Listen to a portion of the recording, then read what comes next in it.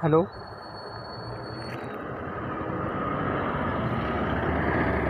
Hello.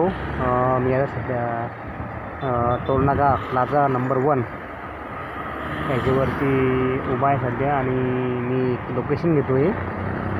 ते असं आहे की आपला जो चिखली ते बुलढाणा हा जो महामार्ग आहे, हा चौपदरीकरणाचं काम हे बुलढाणा अर्बन सोसायटी आणि बुलढाणा अर्बन सहकारी पतसंस्था म्हणजे मल्टीस्टेट कोऑपरेटिव्ह बँक आहे.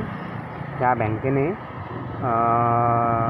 त्या ठिकाणी एक टेंडर घेतलेला आहे आणि जो हा बुलढाणा चिखली जो महामार्ग आहे, म्हणजे आपला पुणे मुंबई हा जो महामार्ग जोडणारा मार्ग आहे आणि इकडं जे असेल पनवेल असेल, जळगाव जामोद असेल, जे असेल तर त्या ठिकाणी हा जो मार्ग आहे, हा मार्ग आपण इथं दाखवतो तुम्हाला. हा मार्ग छोटा आहे, म्हणजे दुपदरीकरण आहे. दुपदरीकरण म्हटल्यापेक्षा आपण एकेरीकरण म्हटलं तर चालेल.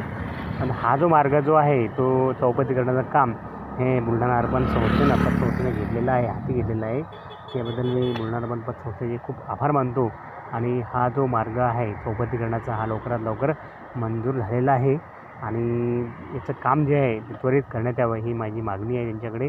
आणि हा मार्ग जो झाला, चौपदरीकरणाचा मार्ग जो झाला, तर आपला बुलढाणा जिल्हा आहे तो एकमेकांशी, अनेक तालुक्यांशी, अनेक जिल्ह्यांशी हा जो बुलढाणा जिल्हा आहे तो एक कनेक्टेड होईल, त्या ठिकाणी संपर्कात राहील आणि आपलं जे बुलढाणा जिल्ह्याचं दळणवळण आहे हे सोयीस्कर होईल.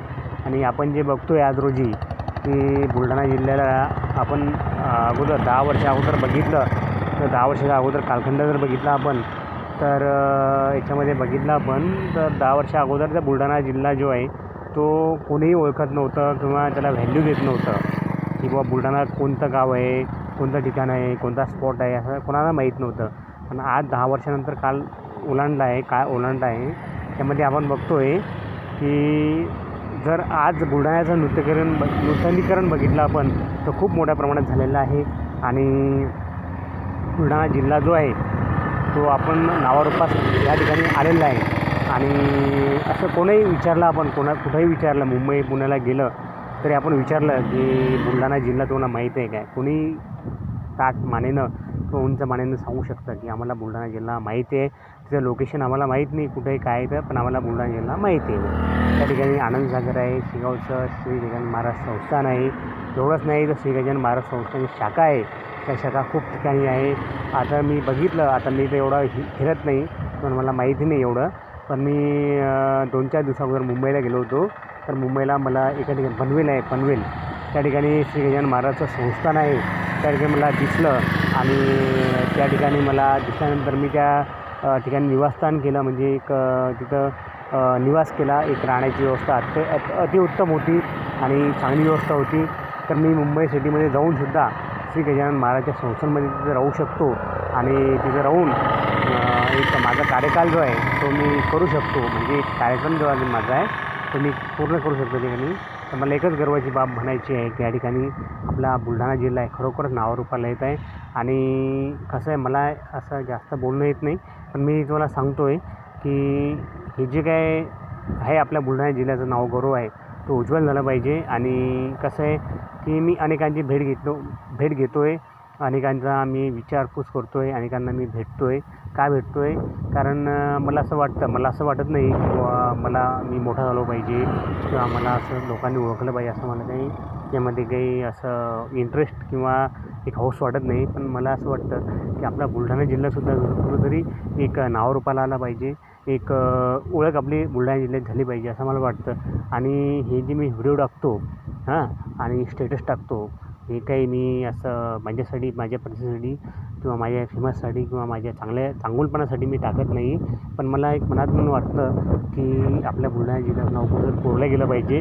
आणि एक लक्षात ठेवा की आपला जो बुलढाणा जिल्हा आहे त्या बुलढाणा जिल्ह्यामध्ये अनेक ठिकाणं आहे पाहण्यासारखी आहे, बघण्यासारखी आहे. आपण तिथं जाऊन जर आपल्या कल्चरकरता, आपल्या बुलढाणा जिल्ह्याकरता जर काही करू शकलो तर ही महत्त्वाची बाब आहे आणि चांगली गोष्ट आहे. आता मी खूप प्रोग्रेस केलेली आहे त्या ठिकाणी आणि खूप असं फिरतो आहे मी आणि याच्यामुळे माझ्या फिरण्यामागचा उद्देश काय आहे, उद्देश तुमच्या लक्षात आलं असेल काय तर माझ्या फिरण्यामागचा उद्देश हाच आहे की जर कुठंतरी मी फिरायला गेलो तर मला असं वाटतं की आपण तिथं जसं काहीतरी डेव्हलप करायला पाहिजे, काहीतरी विकसित करायला पाहिजे. आणि मला असा छंद आहे, त्याच्यामध्ये मी खूप इंटरेस्टेड आहे आणि त्याच्यामुळे मी कुठेही फिरतो. मला फिरायचा शौक आहे, फिरायचा छंद आहे मला. मी कुठेही फिरतो, असं काही नाही की तुम्हाला वाटत असेल मी व्हिडिओ टाकतो, माझे स्टेटस टाकतो. स्टेटस टाकण्यामागचा उद्देश जो आहे, व्हिडिओ टाकण्यामागचा उद्देश जो आहे की आपण काही कमी नाही आहे आणि आपल्या जिल्ह्यामध्ये, आपल्या तालुक्यामध्ये जर असं काही जर नूतनीकरण झालं, एक डेव्हलपमेंट झालं तर मला अतिशय खूप दिलचस्पी, इंटरेस्टेड आहे. खूप आनंदी आहे मी की आपल्या जिल्ह्याचं नाव हे रोशन होतं आहे. आणि काही ना काही कुठंतरी कोणाच्या तरी मनामध्ये काहीतरी गूढ लपलेलं असतं, एक त्याच्यामध्ये छंद लपलेला असतो. तर या रूपामध्ये बाहेर येतो आणि तेच मला एक आश्चर्य वाटतं की आपण आपल्या जिल्ह्यासाठी काही करू शकत नाही का, तर आपण आपल्या जिल्ह्यासाठी काहीतरी करू शकतो. बरोबर आहे. हेच मी तुम्हाला सगळ्यांना सांगू इच्छितो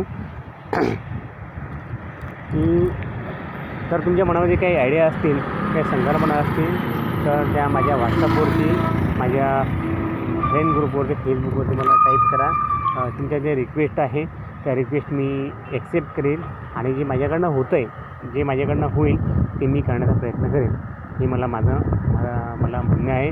कारण आपला जो एक जर आता मी एक इथं या ठिकाणी बघितलं, टोल नाक्यावर सध्या मी बुलढाणा जो टोल नाका लागतो, 1 नंबरचा टोल नाका. म्हणजे आपण इथून चिखलीपासून आपण निघतो, तर चिखलीपासून इथून आपल्याला बुलढाण्याला जाताना एक टोल नाका लागतो. सॉरी, गोडे कॉलेज आहे, गोडे कॉलेज नाही, आपल्या Pankaj Laddad institute of college आहे, त्या ठिकाणी आपल्याला एक टोल नाका लागतो. बरोबर आहे. आणि ह्या ठिकाणी टोल नाका बघितल्यानंतर आपण बघितलं, आता मी रूपरेषा बघितली त्या ठिकाणी, तर चौपदरीकरण आपण करणार आहे. बुलढाणा अर्बन किंवा कोणतीही पतसंस्था असेल, कोणतीही टेंडर घेतलेलं आहे, तर ते टेंडर पूर्ण करणार आहे. तर त्याला टाईम लागेल. परंतु मला एक असं वाटतं की हे जे टेंडर आहे ते पास झालं पाहिजे. आणि माझ्या गावचा माणूस आहे, माझ्या गावचा एक डोंगर खणायचा एक व्यावसायिक माणूस आहे, राधेश्याम चांडक भाईजी, आपण त्यांना भाईजी म्हणतो. तुम्ही काय म्हणता मला माहीत नाही, पण मी भाईजी म्हणतो त्यांना. तर हे आपल्या गावचे गर्व आहे, म्हणजे आमच्या गावचे गर्व आहे. त्यांनी अनेक पतसंस्था उभ्या केलेल्या आहे, अनेक सहकार विद्या मंदिर उभे केलेले आहे, अनेक गोडाऊन उभे केलेले आहे आणि ते गरिबांच्या हितासाठी आहे. तर मला असं वाटतं की त्यांचा जो टेंडर आहे तो पास झाला पाहिजे आणि पास होणार असतो त्या विषयांमध्ये. फक्त मला एकच म्हणायचं आहे की हा चौपदरीकरण रस्ता आहे. म्हणजे चौपदरीकरण म्हटल्यानंतर कसं असतं की 4 गाड्या इकडनं जाणार, म्हणजे उजव्या साईडला जाणार आणि 4 गाड्या डाव्या साईडला जाणार. हे म्हणजे चौपदरीकरण आहे. मला माहीत नाही एवढं, परंतु 4 गाड्या डाव्या साईडला जाणार आणि 4 गाड्या उजव्या साईडला जाणार. म्हणजे एका स्टेपमध्ये जर म्हटलं आपण तर एका साईडला 4 गाड्या जाणार, म्हणजे 2 व्हीलर असो, 4 व्हीलर असो, 3 व्हीलर्स असो किंवा कोणतंही असो, वाहन जड असो, तर एका साईडनं 4 व्हीलर म्हणजे 4 व्हीलर वाहणार आणि एका साईडनं 4 व्हीलर वाहणार. म्हणजे डावीकडनं 4 व्हीलर वाहणार आणि उजवीकडनं 4 व्हीलर वाहणार. तर त्याच्यामध्ये कम्फर्ट झोन केलेलं आहे. तर मी खूप म्हणजे असं नाही म्हणत मी तुला खूप अभ्यास केला म्हणून, पण मी बघितलं, त्यांनी नकाशा बघितला, ग्राफिक बघितलं, तर मला आश्चर्य वाटलं, चांगलं वाटलं की हा जो मार्ग आहे बुलढाणा ते मलकापूर, हा जो मार्ग आहे म्हणजे चिखली ते मलकापूर, हा जो मार्ग चौपदरीकरण होणार, 4 लाईन होणार. म्हणजे यामध्ये असं होणार. आणि या ठिकाणी असं दिलेलं आहे की आपलं येळगाव तर येळगावमध्ये सुद्धा MIDC आहे. तर MIDCमधनं म्हणजे येळगावपासनं हा सर्क्युलेशन जो आपण बघतो, सर्क्युलर रोड बघतो आपण, तर येळगावपासनं तर डायरेक्ट मलकापूर रोड जो आहे हा रिंग रोड आहे. तर हा रिंग रोड त्याच्यामध्ये आणलेला आहे किंवा त्याच्यामध्ये मंजूर झालेला आहे. तर येळगावपासनं तर मलकापूर रोडपर्यंत आहे. पेट्रोल पंप आहे, मलकापूर रोडवरचा पेट्रोल पंप आहे, समोरचा म्हणजे ITI कॉलेज आहे. हां, बरोबर आहे.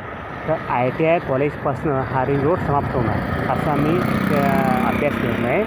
तर हा जो रिंग रोड आहे तो असा येळगाव जे गाव आहे त्या येळगाव गावापासनं ते मलकापूर रोडचं जे ITI कॉलेज आहे त्या मलकापूर रोडच्या ITI कॉलेजला ते संपणार आहे. म्हणजे रिंग रोड जे जड वाहनं असतात, बरोबर आहे, जड वाहनं असतात किंवा मोठे वाहनं असतात ते आउट ऑफ कव्हरेज होणार. म्हणजे रिंग रोडनं ते त्या मलकापूर रोडला जोडण्यात जाणार.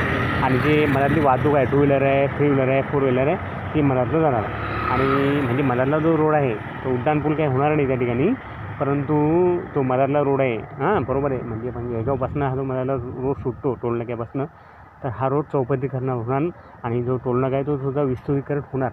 आणि जो रिंग रोड आहे म्हणजे आउट ऑफ म्हणजे काय म्हणतात रिंग रोड म्हणजे सर्क्युलेशन रोड आहे, सर्क्युलर म्हणतो आम्ही सर्क्युलेशन रोड. तर हा जो रोड आहे येळगावपासनं तर मलकापूर रोड आहे, बरोबर आहे. तिथं बालाजीचं मंदिर आहे म्हणजे अलीकडे सध्या. तर आय टी आय कॉलेज आहे, त्या आय टी कॉलेजला हा तो भिडणार. म्हणजे रिंग रोड आहे तो रिंग रोड जड वाहनांसाठी असणार आणि जड वाहनं येळगावपासनं निघणार त्यांना एक दुपट्टीकरण म्हणतात. त्या येळगावपासनं निघणार आणि येळगावपासनं निघाल्यानंतर ते आउट ऑफ कुठं होतील माहिती का, आपलं जे आय टी आय कॉलेज आहे बुलढाण्याचं तिथं आउट ऑफ होतील, बरोबर आहे. असा हा जो रोड आहे, असा हा जो टेंडर आहे.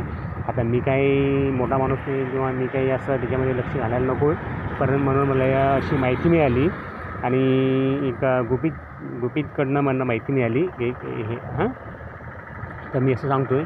आता हा रोड केव्हा होईल कधी होईल मला सांगता येत नाही, परंतु हा रोड लवकरात लवकर असा मान्य झाला पाहिजे आणि लवकरात लवकर झाला पाहिजे असं मला वाटतं. हे म्हणजे अपेक्षा आहे.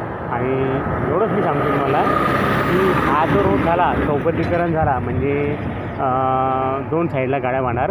तर एका डाव्या साईडला चार गाड्या वाहणार आणि दुसऱ्या साईडला उजवी साईड जी आहे त्या उजव्या साईडला 4 गाड्या वाहणार. अशा कोणत्या टू व्हीलर कोणत्या याच्या प्रकारचे असं अशा गाड्या वाहणार. आणि याच्यामुळे काय होणार माहिती का, आपलं जे दळणवळण आहे बुलढाणा जिल्ह्याचं तर सूक्ष्मीकरण होईल, एक त्याला प्राधान्य येईल.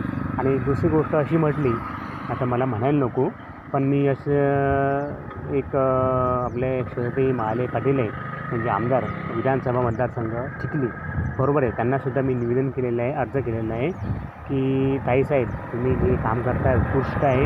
आता मी चिखली तालुक्याचा नाही आहे, बरोबर आहे. माझा तालुका जो आहे माझा तालुका बुलढाणा तालुका येतो आणि माझा जिल्हासुद्धा बुलढाणा आहे, त्याच्यामुळे काही विषय नाही आहे. तर मी संजूभाऊ गायकवाडलासुद्धा मी एक लेटर केलेलं आहे, एक आश्वासन दिलेलं आहे की आमदार श्रीमती महाले साहेब आहे या ज्या आपल्या जिल्ह्यासाठी करतायत, आपल्या तालुक्यासाठी म्हणतो आपल्या जिल्ह्यासाठी करतायत. तालुका म्हणजे जिल्हाच आहे. आता चिखली तालुक्यामध्ये रेल्वे मार्ग झाला तर काही वावगा आहे का नाही.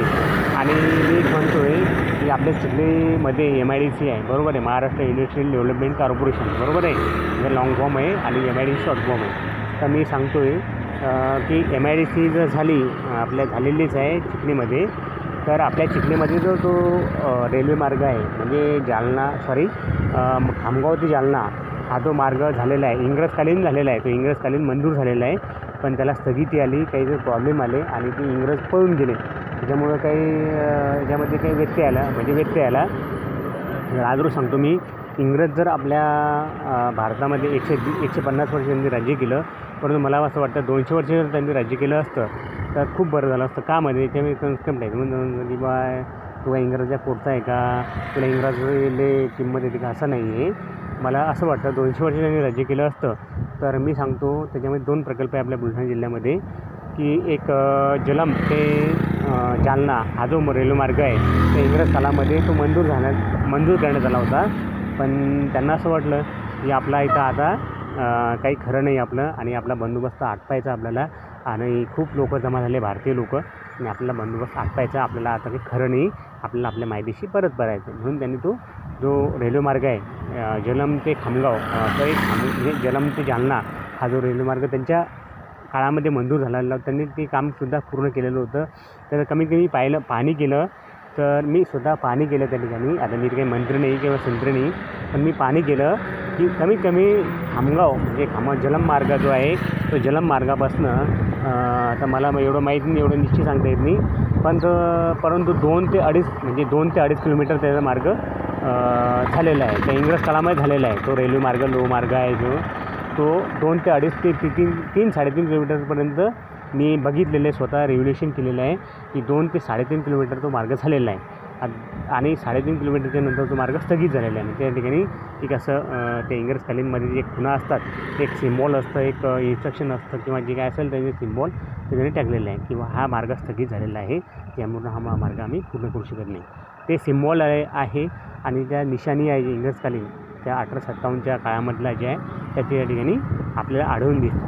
आणि त्या ठिकाणी त्यांनी काय केलेलं आहे की आपल्याला काही फायदा नाही याचा आणि आपण त्याच्यामध्ये दुर्लक्ष करून फायदा म्हणजे आपला काही लक्ष देऊन फायदा नाही, तर आपल्याला इथून पळून जायचं आहे किंवा आपल्याला माघार घ्यायची आहे, कारण आपले हे भारतीय लोक आहे खूप जमा झालेले आहे आणि आपलं काही इतर टिकाव लागणार नाही. म्हणून त्यांनी तो काय केलेलं आहे तो मार्ग स्थगित केलेला आहे. आणि दुसरा जो मार्ग आहे आपण म्हणतो की आपल्या बुलढाणा जिल्ह्याचा जो घाट आहे म्हणजे बुलढाणा ते मलकापूर हा जो घाट मी खूप वेळा त्या घाटानं प्रवास केलेला आहे. रात्रीसुद्धा माझी टू व्हीलर आहे, त्या टू व्हीलरनंसुद्धा खूप प्रवास केलेला आहे मी. आणि मला भीती वाटत होती अक्षरशः की आपण ह्या घाटामधनं जातो आहे, आपला ॲक्सिडेंट झाला तर काय होईल. कारण एका साईडनं जर बघितलं आपण त्या घाटामध्ये जाताना एक दरी असते, एका डाव्या साईडला किंवा उजव्या साईडला एक दरी असते. उजव्या साईड आपण इकडनं जातो तर आपल्याला काही वाटत नाही, पण तिकडनं येताना आपल्याला अशा सगळ्या भीती वाटते. ते डावी साईड आहे आपली, आणि डाव्या साईडनं ओव्हरटेक करताना किंवा साईड करताना आपण जर या दरीमध्ये कोसळलो किंवा आपले वाहन जर कोसळलं तर आपला मृत्यू होईल, हे मला सुद्धा भीती वाटत होती. कारण मी स्ट्रगल केलं, एक म्हणजे काय म्हणते हिंमत धरली आणि त्या ठिकाणी खूप वेळेस मी प्रयत्न केले. अजून बी सुद्धा जातो मी त्या ठिकाणी, आणि त्या ठिकाणी खूप वेळेस मी प्रयत्न केल्यानंतर मला अनुभव आला आहे, काय आत्मविश्वास आला की आपल्याला काही होत नाही, की इंद्रदेवसुद्धा आला तर आपलं काही करू शकत नाही. आणि मी त्या ठिकाणी नेहमी जातो आणि स्टंट करायला मला खूप आवडतात. मी खूप स्टंट केलेलं आहे. मी ते व्हिडिओ प्रसारित केलेले नाही किंवा ते स्टेटसला ठेवले नाही, कारण मला ते आवडत नाही, त्यामुळे मी ते स्टेटस ठेवलेलं नाही आहे. आणि जे स्टेटस आहे मी फेसबुकला इंस्टाग्रामला ठेवलेलं आहे, पण व्हॉट्सअपला स्टेटसला मी ठेवलेलं नाही. काहून ठेवलेलं नाही तर मला आवडत नाही त्या गोष्टी.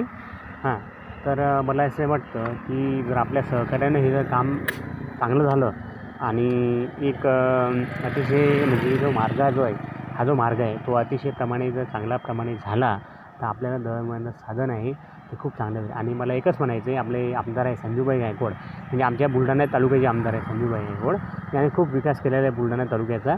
तर मला असं म्हणायचं आहे की त्यांनीसुद्धा एक लोह मार्गासाठी म्हणजे आपला मलकापूर तालुका आहे, मलकापूर तालुक्यापासनं म्हणजे मलकापूरपासनं निघली रेल्वे निघाल्यानंतर ती मलकापूर रेल्वेपासनं म्हणजे मलकापूर स्टेशनपासनं रेल्वे जी निघली ते आउट ऑफ सर्व्हिस त्यांनी केली, म्हणजे आउट ऑफ कव्हरेज केलेलं आहे. आउट ऑफ कव्हरेज कसं केलेलं आहे की त्या ठिकाणी मलकापूरनं ती निघणार. बरोबर आहे. आता मलकापूरनं निघाल्यानंतर तो घाट आहे, घाट थोडा प्रचंड आहे तो, बरोबर आहे. आता कसारा घाट बघितला आपण, कसारा घाट जर बघितला आता कसारा घाट पुढं तो घाट काही नगण्य आहे, शून्य आहे तो घाट. पण असं बुलढाणा जिल्हा म्हटल्यानंतर थोडा हे आलं ना, त्यामध्ये व्यत्यय आला की हे आहे ना. तर मला म्हणायचं आहे की संजूभाई गायकवाडनं तो प्रस्ताव टाकलेला आहे, तो मंजूर होईल की नाही मला माहीत नाही. पण मला एकच म्हणायचं आहे की संजूभाऊ गायकवाडनं जर हा प्रस्ताव जर श्वेताताई महालेच्या अंगाला अनुसरून म्हणजे एक त्यांच्या तडजोडीला अनुसरून जर हा प्रस्ताव जर मांडला की नाही बुवा की बुलढाणा असो किंवा चिखली असो तर आपल्या बुलढाणा जिल्ह्यामध्येच हा मार्ग होऊ राहिला, लोह मार्ग होऊ राहिला, रेल्वे मार्ग होऊ राहिला, तर आपल्याला काही व्यत्यय नाही, आपल्याला काही प्रॉब्लेम नाही आहे.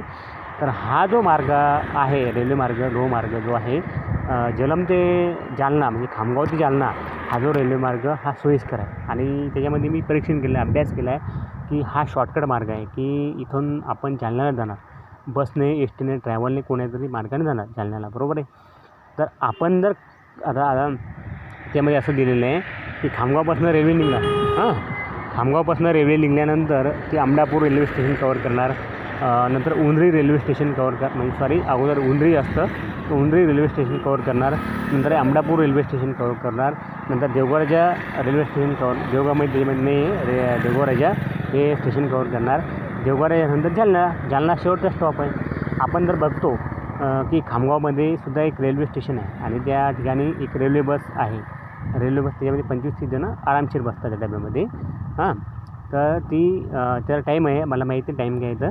तर ती म्हणजे खामगावपासून निघते, एक रेल्वे बस आहे खामगावपासून निघते ती जलमपर्यंत, बरोबर आहे. आता खामगावमध्ये आपण रिझर्वेशन केलं की मला अकोल्याला जायचं, मला नागपूरला जायचं, तर ती काय करते की बुवा तुमचं तिकीट अकोल्याचं आहे मान्य आहे, पण तुम्हाला जलमपर्यंत सोडण्यात येणार. ठीक आहे, आपण म्हणतो ठीक आहे. तर जलमपर्यंत 20-30 रुपये तिकीट असतं ते आपण पे करणार, म्हणजे पे करावं लागतं. 20-30 रुपये तिकीट असतं त्या जलमपर्यंत पोहोचण्याचं, तर तिथे आपण 20-30 रुपये पे करणार. आणि 20-30 रुपये हे त्या तिकीटमध्ये अलाउड होतात. म्हणजे आपण जर असं म्हटलं अकोल्याला मला जायचं बुवा शेगावपासनं म्हणजे खामगावपासनं किंवा जलमपासनं, तर तुमच्या अकोल्याचं तिकीट जर असेल 60 रुपये, तर ते 30 रुपये त्यामध्ये ॲड होतात. म्हणजे तुम्हाला अकोल्यापर्यंत जाण्याचे 30 रुपये द्यावं लागतात. कारण अगोदर तुम्ही 60 रुपयाचं रिझर्वेशन केलेलं आहे, त्यामध्ये जलम ते खामगाव ते जलम हे तिकीट तुम्ही रिझर्वेशन केलेलं आहे, त्यामुळे 30 रुपयांची कपात होणार. आणि त्या जलमपासनं अकोल्यापर्यंत तुम्ही 30 रुपये तिकीट पडणार, कारण तुम्ही 60 रुपये केलेलं आहे. तर जलम खामगाव ते जलम तुम्ही 30 रुपये केलेलं आहे अगोदर, ते 30 रुपये त्यावेळी ॲड होणार, बरोबर. तुम्हाला 30 रुपये पे करणार. म्हणजे एवढं रेल्वेचं रिझर्वेशन असतं. पण अकोल्याला जायचं, जर नागपूरला जायचं असेल तर नागपूरला 60 रुपये तिकीट असणार, 120 रुपये तिकीट आहे. त्यामध्ये जलमपर्यंत तुम्ही 30 रुपये तिकीट मायनस होणार, म्हणजे तुम्हाला 90 रुपये पे करणार. 90 रुपये तुम्हाला पे करावं लागेल. हे 90 तिकीट 90 रुपयेच तुम्हाला, म्हणजे तसं 120च आहे, पण 90 रुपये तुम्हाला पे करणार. आणि तुम्ही जलम ठिकाणापासून बसले नागपूरसाठी, आपला पॅसेंजरचं तिकीट म्हणतो मी, तर 120 रुपयेच लागणार. तुम्ही जलमपासून बसले तर 120 रुपयेच लागणार. आणि तुम्ही खामगावपासून बसले तर तुमचे किती 30 रुपये वाचणार. कसे वाचणार की तुम्ही खामगावपासून तिकीट काढलं नागपूरचा, ते 120 रुपये लागणार. तर 30 रुपये हा जो फायदा आहे, 30 रुपये जलमपर्यंतचा फायदा आहे. कसा फायदा आहे, ते 30 रुपये तुम्ही त्यामध्ये कपात करणार, तुम्हाला 90 रुपयेच पडणार. हे लक्षात. हे पॅसेंजरचं. स्लीपरचं मला माहीत नाही आणि ए सीचं मला थोडं माहीत नाही. त्यामध्ये काय 20 रुपयाचा 50-60 रुपयाचा फरक पडू शकतो. स्लीपरमध्ये 20 रुपयाचा फरक पडतो. आणि ए सी जर केली, first A C, second A C, third A C, या 3 ए सी असतात. तर थर्ड ए सीमध्ये जर बघितलं तर थर्ड ए सीमध्ये 30 रुपयाचा फरक पडणार. आणि सेकंड ए सी बघितले तर सेकंड ए सीमध्ये 70 रुपयाचा फरक पडणार. आणि फर्स्ट ए सी केली, फर्स्ट ए सी म्हणजे VIP लोक असतात त्याच्यामध्ये तिच्यामध्ये 100 रुपयाचा फरक पडतो. लक्षात. मी जर जलमपासनं खामगावपासून तिकीट काढलं ए सीचं जलमपासून तर कुठं समजा ए सीचं तिकीट काढलं समजा नागपूरचं, जर तिकीट असलं जनरलचं 50 रुपये, तर तुम्हाला कमीत कमी 250 रुपये पे करावं लागेल फर्स्ट ए सीची. का फर्स्ट ए सीची त्याच्यामध्ये सुविधा असते. सेकंड ए सी घेतली तर तुम्हाला 230 रुपये पे करावं लागते सेकंड ए सी. आणि थर्ड ए सी जर घेतली तर त्याच्यामध्ये तुम्हाला 200 रुपये पे करावं, असं टार्गेट आहे. लक्षात. हे मला सांगायचं, मला याची फक्त मला एवढं सांगायचं आहे की तुम्ही ट्रेननं प्रवास करा. खूप सोयीस्कर प्रवास आहे आणि खूप असं आहे. तर असं विषय आहे, बरोबर आहे. तर मला एकच सांगायचं आहे की कुठेही जा तुम्ही, कुठेही काही करा. आणि मी तुम्हाला यूट्यूबवरती, व्हॉट्सअपवरती स्टेटस टाकतो, इंस्टाग्रामवरती, फेसबुकवरती स्टेटस टाकतो, एक व्हिडिओ टाकतो. माझं स्वतःचं यामध्ये स्वार्थ आहे, मी माझा फायदा बघतो. तर मला एकच सांगायचं आहे की ते जे मी करतो आहे ते माझ्या फायद्यासाठी करतो आहे. आणि मला जास्तीत जास्त टार्गेट मिळालं पाहिजे, मला लाईक मिळालं पाहिजे, मला फॉलोअर मिळाले पाहिजे, बरोबर आहे. आणि मी स्वतः फॉलो करतो. फॉलोअर म्हणजे काय, 5000 माझे फॉलोअर, म्हणजे माझे स्वतःही वैयक्तिक फॉलोअर आहे. मला त्यातले 500 फॉलोअर मिळाले. म्हणजे मला फेसबुकवरती 500 फॉलोअर मिळाले, म्हणजे 500 फॉलो मला करतात. म्हणजे स्वतः वैयक्तिक मला 500 जणं फॉलो करतात आणि मी 5000 जणं फॉलो करतो, बरोबर आहे. तर एकच म्हणायचं मला की जीवनामध्ये आल्यानंतर माणसानं काहीही करायचं, कोणतंही काम करायचं, कसंही असो, त्या कामाला कधीही कमी समजायचं नाही किंवा जास्त लेखायचं नाही. मी जे इतरांपासून जास्त आहे, मी इतरांपेक्षा खूप कमवतो असं कधीही समजायचं नाही. उलट आपण असं समजायचं की दुसऱ्यांपेक्षा मी किती कमी कमवतो हे समजायचं, किंवा किती मी नालायक आहे असं समजायचं. पण स्वतःला दुसऱ्यापेक्षा मी जास्त समजायचं नाही, हे लक्षात ठेवा. मी कंटेंट टाकतो, व्हिडिओ टाकतो, व्हॉट्सअपवरला स्टेटस टाकतो. माझा काय उद्देश आहे तुम्हाला लक्षात असेल काय उद्देश आहे. माझा एकच उद्देश आहे, फक्त पैसा कमवणं. पैसा सगळ्यांना आवश्यक आहे, त्यामुळे मी पैसा कमवण्याच्या मार्ग लागलो. त्यामुळे मी फेसबुकला, इंस्टाग्रामला, स्टेटसला मी स्टेटस टाकतो. आता मला माहीत नाही स्टेटसचा काय फायदा होतो, काय तोटा होतो. मी स्टेटस का टाकतो ते मला माहिती आहे की एक ना एक दिवस त्याचा फायदा होईल. म्हणून मी म्हणतो तुम्हाला की हे जे असेल, मुद्दे असेल, काय जे असेल, ते मला खूप प्रिय आहे आणि मी करणार. आणि एवढंच सांगू इच्छितो की मला जास्तीत जास्त लाईक करा, शेअर करा, कमेंट करा. आणि कमेंट करायला मात्र विसरू नका, शेअर करायला मात्र विसरू नका, आणि लाईक करायला मात्र विसरू नका. आणि माझा व्हिडिओ जर आवडला नसेल तर डिसलाईक करा. तुम्हाला ऑप्शन आहे, लाईकचा ऑप्शन आहे, डिसलाईकचा ऑप्शन आहे, कमेंटचा ऑप्शन आहे. त्यामध्ये करू शकता तुम्ही कमेंट करा, त्याविषयी नाही. फक्त एवढंच माझं म्हणणं आहे की जास्तीत जास्त माझे व्हिडिओ जे आहे मी प्रोग्रेसमध्ये टाकलेले आहे. माझे 50 व्हिडिओ मी प्रोग्रेसमध्ये टाकलेले आहे. तर मला 50 व्हिडिओमध्ये मला माहीत नाही आता 50 व्हिडिओमध्ये माझे व्हिडिओ किती प्रचार होतील आणि त्याला किती मला एक पब्लिसिटी मिळेल हे मला माहीत नाही. परंतु माझं टार्गेट आहे ते मला पूर्ण करायचं आहे. आणि टार्गेटसाठी मला तुमच्याकडनं, ऑडियन्सकडनं अपेक्षा आहे की तुम्ही जास्तीत जास्त मला टार्गेट मिळालं पाहिजे, टार्गेट मला द्यायला पाहिजे आणि मला माझे व्हिडिओ लाईक केले पाहिजे, कमेंट त्याच्यामध्ये केले पाहिजे आणि शेअर केले पाहिजे. हे मला माझं म्हणायचं. एवढं बोलून मी संपवतो.